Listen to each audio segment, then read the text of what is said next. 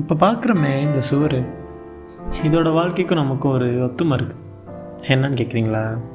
இப்போ அந்த சுவர் இருக்குல்ல, அது எப்படி அதை உருவாக்கணும் நமக்காக வெயில், மழை, காற்று, நெருப்பு, தூசி இப்படி எல்லாத்தையும் தாங்கிட்டு இருக்கோ, அதே மாதிரி தான் இப்போ வாழற வாழ்க்கையில் அப்பா அம்மா தான் பெத்த பிள்ளைங்க நல்லா இருக்கணும்னு வழியை தாங்கிக்கிறதும், அதே மாதிரி நமக்கு எல்லாமே செஞ்ச தான் அப்பா அம்மாக்காக ஏதாச்சும் ஒன்று பண்ணிட மாட்டோமான்னு நினச்சி ஓடுறப்ப வர வழியை தாங்கிக்கிறதும், தான் கூட இருக்கிற நண்பன் அவன் நினைக்கிற உயரத்துக்கு போகணுன்னு சில விஷயம் பண்ணுறப்ப வர வழியை தாங்கிக்கிறதும், தனக்கு இவ்வளோ பண்ணுற நண்பனுக்காக தன்னால் எதுவுமே பண்ண முடியலன்னு நினைக்கிறப்ப வர வழியை அவன் தாங்கிக்கிறதும், தான் காதலிக்கிற பொண்ணுக்காக ஒரு பையன் தாங்குற வழியும், அதே மாதிரி தான் காதலிக்கிற பையனுக்காக ஒரு பொண்ணு தாங்கிக்கிற வழியும், இந்த மாதிரி நம்ம எல்லோரும் ஏதோ ஒரு சந்தர்ப்பத்தில் யாரோ ஒருத்தவங்களுக்காக சில வழியை தாங்கிக்கிட்டு தானே இருக்கோம் அந்த சுவர் மாதிரி.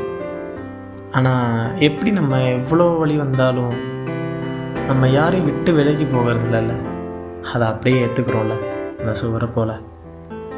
இங்கே வாழ்க்கையோட ரகசியமே எல்லாத்தையும் அப்படியே ஏற்றுக்கிறது தானே.